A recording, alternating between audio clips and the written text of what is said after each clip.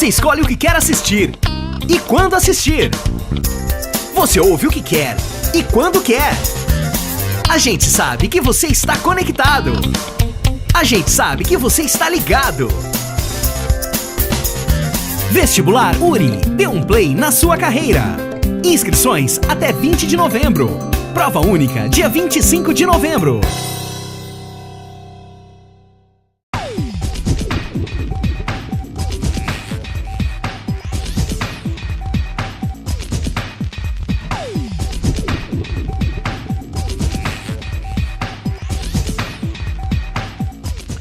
Olá, tudo bem? Estamos de volta com o programa Expressão Universitária da URI Erechim. E hoje a discussão é sobre um assunto cada vez mais recorrente na sociedade, o divórcio. O número de casais divorciados aumentou muito nos últimos anos e um rompimento afeta não só os cônjuges, mas uma estrutura familiar inteira e também os filhos.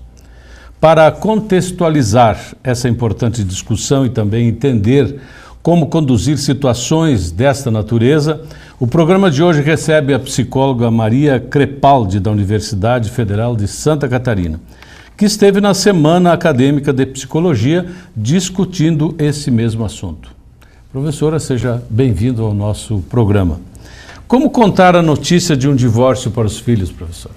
Bem, Ademar, eu agradeço o convite para falar contigo sobre esse assunto, que acho que é muito importante que as famílias, conheçam um pouco o contexto do divórcio, até porque o divórcio, não sei se você sabe, mas é uma das maiores crises do ciclo de vida da família, então, traz muito estresse para toda a família, para esses cônjuges e futuros ex-cônjuges, e sobretudo para os filhos, mas também para a família de um modo geral, Então todos estão implicados.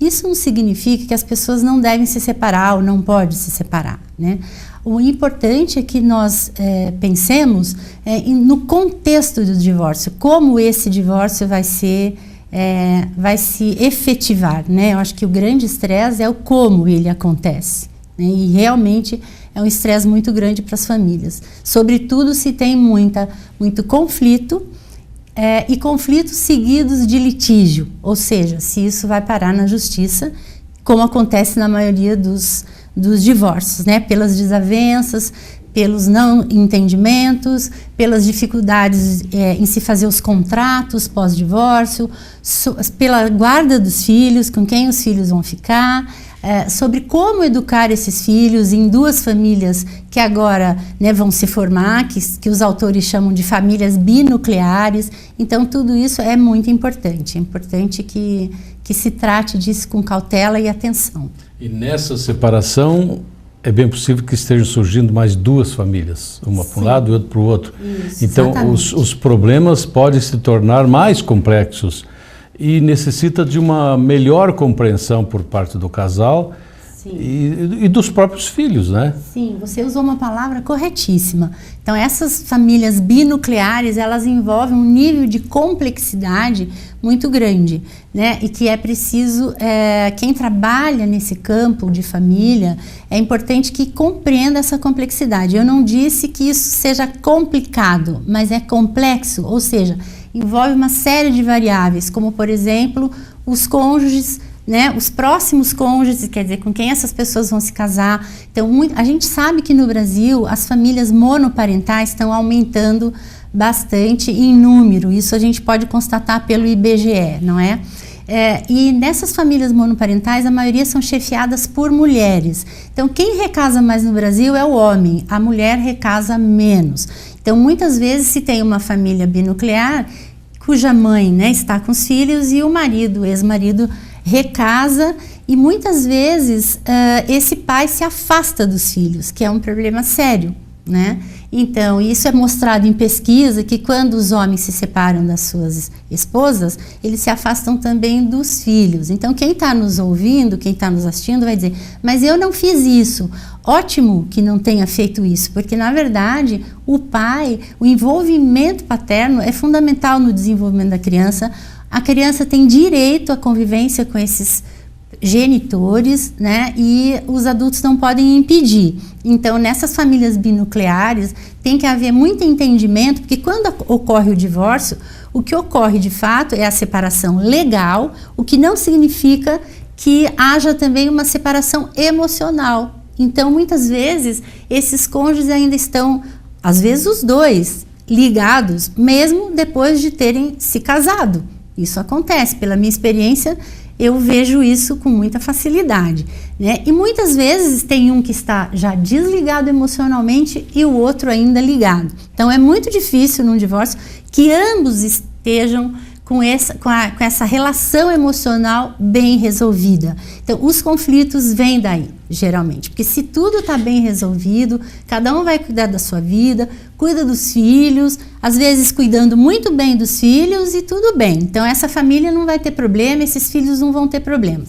Mas se esse conflito perdurar, tá, ao longo do desenvolvimento dessas pessoas, então certamente isso vai trazer consequências para os adultos envolvidos e para os seus filhos, sejam crianças, adolescentes ou adultos. Quando a situação vai via judicial, acredito que a situação se complica bem mais, se torna mais complexa. Acho que os filhos acabam sendo bastante prejudicados. E como é que fica a situação emocional dessas crianças? Então, os estudos sobre divórcio mostram que, independente da idade, são muitos feitos, inclusive já no Brasil, mostram que, independente da idade, a criança acaba sendo prejudicada, tá? Quando isso não é feito da forma mais saudável. É possível fazer de uma forma saudável? É muito possível, né? Só que quando vai para um litígio, se vai para a justiça é porque já tem uma disputa de guarda, uma disputa de bens, né? E às vezes as pessoas, mesmo já na justiça, não conseguem entrar num acordo sobre isso. E isso acaba envolvendo sim os filhos, não tem como não envolver, né? Muitas vezes os filhos são envolvidos como juízes. Então, pai e mãe disputam o filho, é como se fosse obrigando, sabe? Obrigando esses filhos a julgarem quem é que está com a razão. E isso é muito nocivo para os filhos, para todos, mesmo que eles sejam adultos. Então, essa necessidade que os pais têm de cooptar os filhos em favor de si é muito complicado para o desenvolvimento desses filhos, né? Então, pode haver saúde no divórcio? Pode, mas desde que, né, se saiba conversar sobre isso, entrar em acordos, fazer contratos de convivência e não aliançar os filhos nessa briga, né? Já trabalho para os psicólogos, né, professora? Porque é um desafio e tanto. Sim, é um desafio grande, mas para isso a gente tem psicólogos especializados, né? Em terapia de família, terapia de casais. Então não é qualquer psicólogo também que sabe trabalhar nesse contexto. Para isso precisa de uma especialidade também, né? E as partes precisam entender que precisam de ajuda. Precisam de ajuda. Isso é fundamental. Isso que você está dizendo é fundamental, né? Porque isso é antes da separação, eles precisam de ajuda. Né? Então eu trabalho muito com terapia de casal. Então, quando o casal chega, eu brinco com eles que eles estão à beira de um ataque de nervos, né? Porque a coisa já está explodindo, já estourou. E vem para a terapia e muitas vezes a terapia ela não é feita para manter as pessoas juntas ou separá-las. Ela é para ajudar esse casal a tomar a melhor decisão, né? Então, a gente vê que às vezes os casais procuram muito tardiamente, né? Eles podiam ter procurado ajuda antes. E são várias possibilidades, não só com psicólogos, tem muita gente que trabalha com casais, né? Tem igrejas que têm programas de intervenção com casais que são bem fundamentados, né? Que são bons programas, então formas de ajuda, precisa buscar formas de ajuda de pessoas imparciais, que não tomem partido nem de um nem de outro. Isso é fundamental, né? Existe algum índice, professora, de reversão de um possível divórcio, de um acordo? Eu não sei te dizer exatamente os índices. Mas existem muitos casos. Sim, mas na minha experiência, tem muitas pessoas que às vezes na terapia acaba se dando conta de que eles não queriam separar de jeito nenhum. Vou te dar um exemplo. Nos casos de violência contra a mulher, que é um assunto grave, né? Mas as mulheres, elas não querem se separar. Elas querem que cesse a violência, que elas tenham uma vida mais saudável dentro de casa. Então, muitas vezes ocorre a separação, mas não era o desejo deles, né? Então, às vezes, eles querem se dar bem, né? Então ninguém se casa para se separar, não é mesmo? Senão ninguém se casaria mais, né? E a gente vê que os índices de casamentos, inclusive legais, aumenta a cada dia, assim como os divórcios também. E as pessoas recasam, porque elas querem que dê certo, tá? Então por que recasa? Porque quer se dar bem no casamento, não é mesmo? Então, por que não achar formas, então, né, de resolver os problemas antes de se separar? Eu te digo isso também, porque assim, então existe, respondendo a tua pergunta, existe sim casais que voltam depois de repensar, de terem sido ajudados, né, que voltam a reconstituir esse casamento, então isso é possível, ou não, ou tem situações que não dá para reconstituir, e inclusive é melhor que fiquem separados mesmo, até muitas vezes para a saúde dos filhos, né? Então a gente tem que levar isso em conta também, né? Então, como eu estava dizendo, na terapia de casal dá para você ver se essas pessoas ainda têm alguma coisa realmente que vale a pena para ficar junto, né? E a outra coisa importante também na terapia de casal em não querendo ficar junto, tem que avaliar o que não deu certo e por quê. Por que isso é importante? Porque não adianta recasar de novo, né? Recasar-se e continuar do mesmo jeito, que o problema vai reaparecer lá. Só vai trocar de endereço. Só vai trocar de endereço, exatamente. Parece brincadeira, mas não é isso, tá? Professora, muda de estado para estado essa realidade de país para país, ou isso é cultural, ou isso é falta de informação? Me parece também que as pessoas assumem compromissos dessa natureza, o casamento, sem o devido preparo. E isso está provado que isso é verdadeiro ou nem tanto? Olha, eu não posso dizer isso, porque, por exemplo, nós temos, se a gente pega, por exemplo, os nossos pais, né, que se casavam muito cedo, a gente não pode dizer que eles não, né, que eles não estivessem preparados, não é verdade? Então, eu não acho que precise ter uma preparação, vamos dizer, específica para o casamento. Agora, tem que ter maturidade para tomar essa decisão, tá? E a maturidade nem sempre vem, né, muito cedo. Então, o que a gente está vendo hoje é que os jovens, os adolescentes estão ficando cada vez mais em casa. Então, é um fenômeno da contemporaneidade que os jovens é como se eles estivessem mais imaturos. Eu estou falando não só da classe média, estou falando da classe pobre também, tá? Embora os jovens das classes menos favorecidas tenham mais responsabilidade, saiam mais cedo de casa para trabalhar, né? Viram arrimo de família com mais facilidade, pela minha experiência clínica, inclusive, que eu trabalho muito com essa população, tá? Não significa que eles tenham essa suposta maturidade para o casamento, né? Então, e os casamentos também acabam sendo mais efêmeros, né? Por conta também do que eu estou chamando de uma imaturidade né? Para o casamento. Muitas vezes já tem a gravidez antes, né? Do casamento se efetivar. Então, na verdade, são muitos fatores. Não dá para a gente dizer um apenas, né? Que agora é um compromisso importante, sobretudo quando tem filhos, quando tem a decisão de ter filhos. Isso precisa ser pensado, né? E quando nós falamos em casamento, não necessariamente é aquele casamento de papel assinado, né? Sim. Casamento pode ser simplesmente a união estável, né? União estável. Que não deixa, não invalida. Os problemas são os mesmos, né? Com papel ou sem papel. Isso. O que a gente está vendo atualmente é que os jovens estão indo fazer com a união estável, é um estágio antes de realmente efetivar. E o que eu tenho visto na minha experiência também é esses jovens muito preocupados, que é uma coisa boa, com o que vai acontecer depois. Se vai dar certo, se não vai. Então, eu tenho pessoas que eu atendo, jovens, né, que estão começando a ter esse estágio de convivência e eles estão muito preocupados com o casamento em si, com a responsabilidade que é o casamento. Então, eu diria que é muito positivo essa intenção, né? Porque não é só ir morar junto para ver o que acontece, ponto final. Não, é uma preparação para o casamento que eles consideram efetivo, né? E mais sério. Tanto é que depois fazem um festão, né? Para comemorar. Né? Moraram juntos, Nós, na nossa faixa etária, não entendemos muito isso, né? Como assim?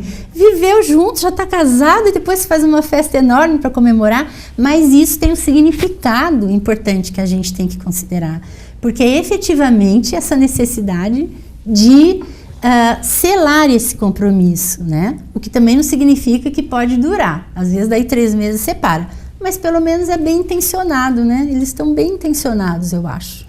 Pela minha experiência. Voltando um pouquinho no nosso questionário aqui, existe alguma idade em que seja menos dolorido para que os filhos entendam, enfrentem essa situação? Olha, porque existem separações e separações. Sim. A separação logo depois do casamento, com um filho pequeno, e separações lá mais adiante. Tá. Então, uma coisa que eu acho que é bem importante da gente considerar é o fato de que no Brasil o índice de separação, não sei se você sabe, Ademar, o índice de separação, o maior índice é na idade de filhos pequenos, até 2, 4 anos, e adolescência. E isso tem um significado. Porque hoje em dia, como todo mundo trabalha, né, a mulher muito emancipada, né, ela tem direito a essa emancipação, ela na verdade colabora, não é só uma colaboração, eles constroem juntos hoje em dia uma vida financeira, inclusive, não é? Então ela tem que sair para trabalhar. E aí dá muita confusão, o cuidado dos filhos. Então, na verdade, o que acontece é que nesse período o casal é muito, muito exigido, né, nessa sua função parental, e a relação conjugal fica um pouco de lado. Então, o que acontece? Dá problema, eles acabam se separando, né, por falta de redes de apoio, né, casais que moram em outras cidades e que não está perto da família, né, para ter um apoio, não tem um apoio social adequado, né, de recursos da comunidade. Isso é muito importante quando a gente fala no divórcio, que recurso essa comunidade tem para apoiar esse casal, para que ele não se divorcie. A gente precisa pensar de um jeito mais amplo, né? Mas voltando à sua pergunta, que tem a ver com a idade, não tem idade para afetar as crianças. Qualquer idade afeta, desde que isso não seja conversado. Até para um bebê você tem que comunicar que o pai vai sair de casa. O bebê tem o jeito dele de entender. Então a gente pensa, vou esperar fazer 10 anos para contar. Não, conta logo que se tomou a decisão e que ela realmente vai ser efetiva, porque a criança está acompanhando tudo que está acontecendo. Ela está vivenciando isso, né? Então, qual é a melhor idade para contar? Todas as idades. Os filhos têm direitos, né, de saber. Eu tenho uma experiência, vou falar de uma família, né? É um passant, óbvio que não vou dar detalhes, mas essa família veio para uma terapia de casal enviada pelo Poder Judiciário, porque o pai se separou das crianças, da mãe, olha o que eu falei, das crianças, porque ele se separou das crianças também, morando na mesma cidade, fazia 6 meses que o pai não via as crianças, tá? E aí porque ele é culpado, ele é mau? Não, é porque faz parte, é assim que as coisas acontecem. Então, a promotora mandou para nós, para que a gente trabalhasse com eles, para reaproximar esses pais. As crianças, um tinha 13, outro tinha 8, e sabe o que eles disseram?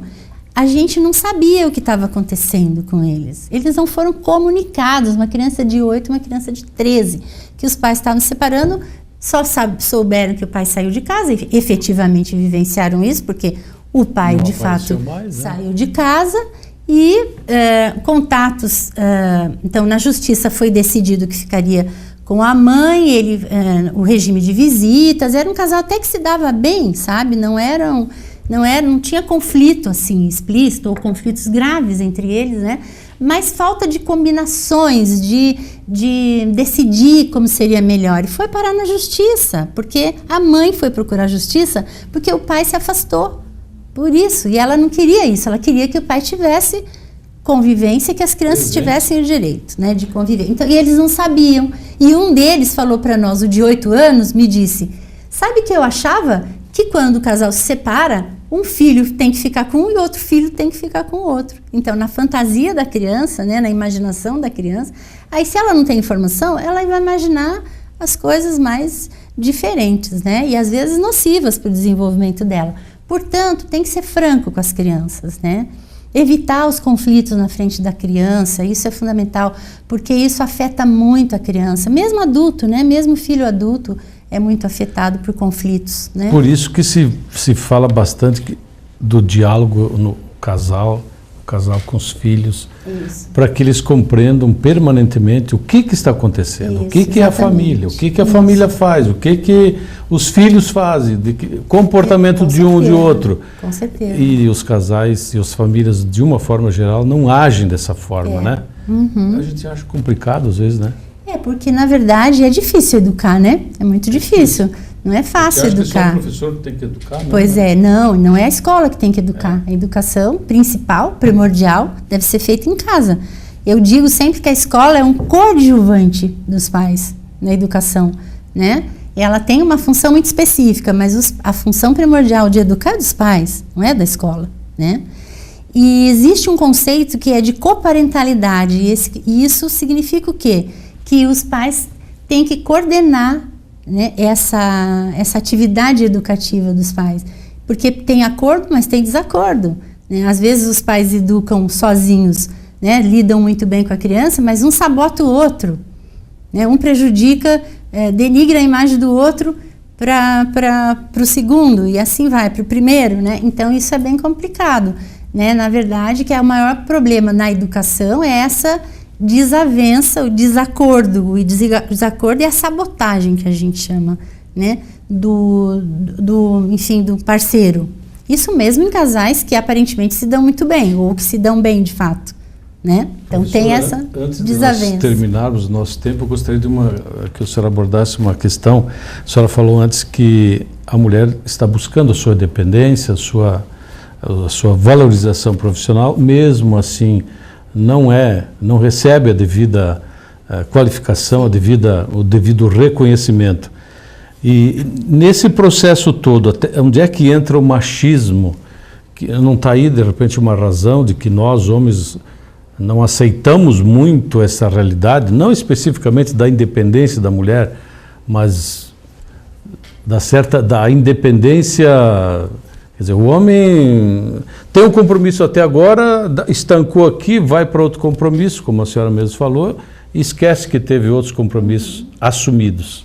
Então, isso está mudando radicalmente, pela minha experiência de pesquisadora com pais e de psicóloga clínica com famílias, tá? Então, claro que tem machismo no Brasil. O Brasil é um país machista, né? Haja vista o índice de violência contra a mulher, que é gravíssimo no país, tá? Porque ele não aceita, né, não só a condição de trabalho, mas ele não aceita muitas outras coisas, né? Por outro lado, né, tem uma coisa que eu acho muito importante dizer, que isso está mudando, e se a gente não acreditar que isso está mudando, né, nós vamos ficar parados no tempo e no espaço, não é essa a ideia. Isso está mudando. Eu trabalho muito com pais jovens, jovem que eu digo é na faixa de 25 a 45 anos, tá?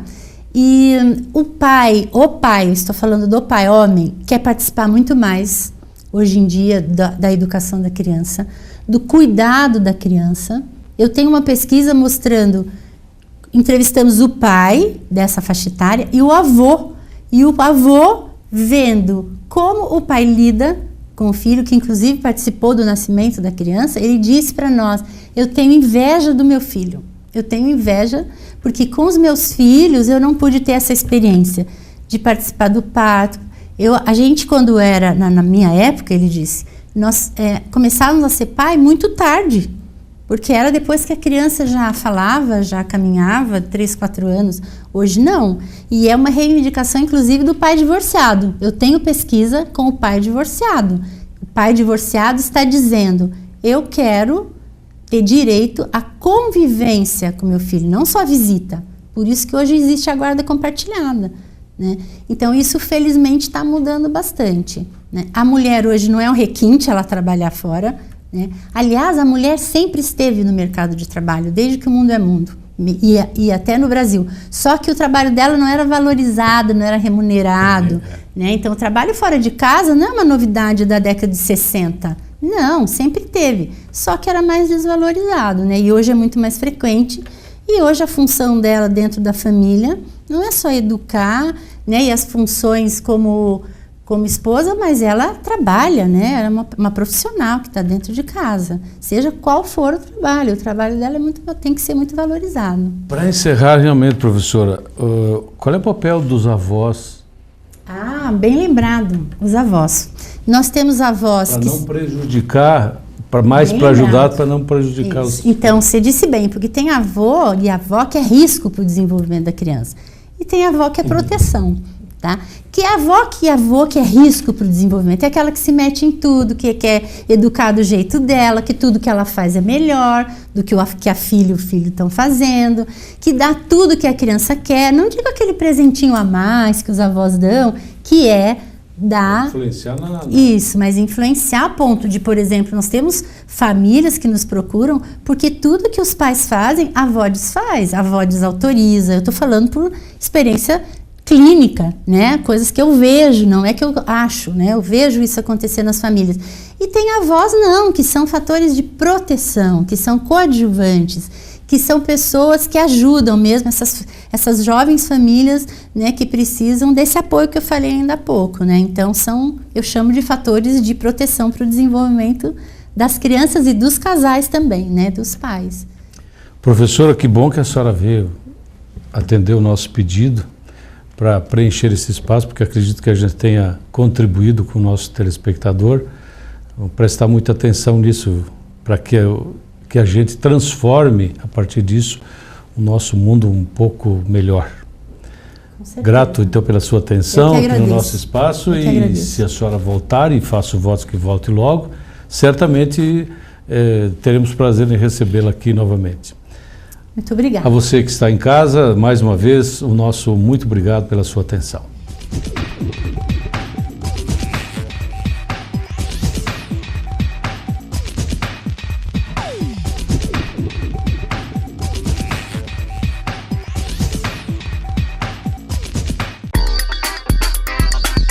Você escolhe o que quer assistir e quando assistir. Você ouve o que quer e quando quer. A gente sabe que você está conectado. A gente sabe que você está ligado. Vestibular URI. Dê um play na sua carreira. Inscrições até 20 de novembro. Prova única dia 25 de novembro.